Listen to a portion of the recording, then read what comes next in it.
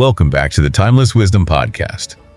Today we're going to be talking about something that affects every single one of us, and that is the state of modern society. Well, absolutely. Especially the impact on our children. Definitely hits close to home for a lot of us. It really does. And we're going to be taking a look at all of this through the lens of a book called Happiness is a Choice, written by Ahmad Rahman. I'm excited to dive into this one. Me too. I think it's really interesting how the author brings together Islamic teachings with modern psychology. It's such a unique perspective. Shed light on these issues that we're facing. It really makes you wonder, can we actually find solutions to our modern problems in these ancient wisdoms? Right. We actually use that to guide us in this crazy world that's constantly changing. It's definitely something to think about. And the book doesn't sugarcoat anything right off the bat.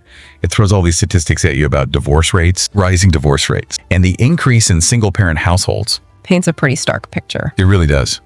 The decline of the family unit. And what's striking is how much emphasis is placed on family in Islam. And it's not just about the husband and wife.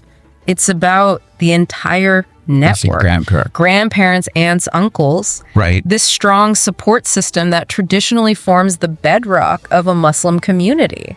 It really makes you think about all the time you see on the news about kids growing up in unstable environments. Yes. The negative effects of that.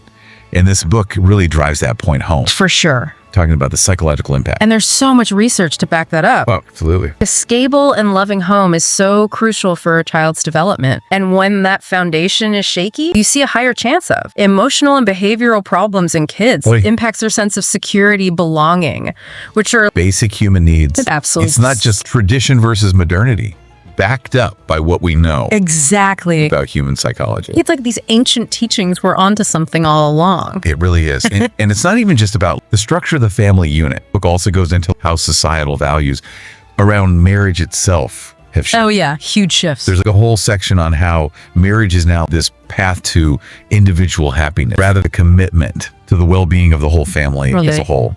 And that's where the Islamic perspective really provides a different lens. In Islam, marriage is a sacred bond. Yes. It's a partnership.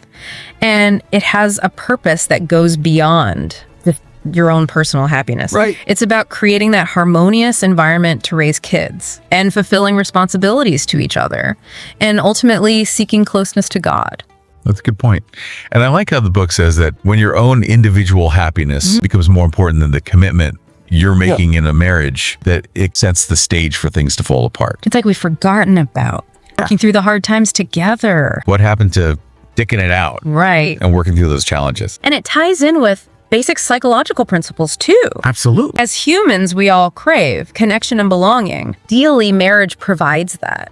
It gives you that sense of security and partnership, but it takes effort. Definitely. Understanding and a willingness to put the relationship first. Look, this has really been eye-opening, this whole conversation.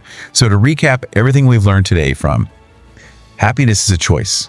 The family unit is absolutely crucial. So crucial. The way we view marriage has a huge impact on society. It really does. And there's a deep connection between our own psychological well-being Yes. and the strength of our social structures.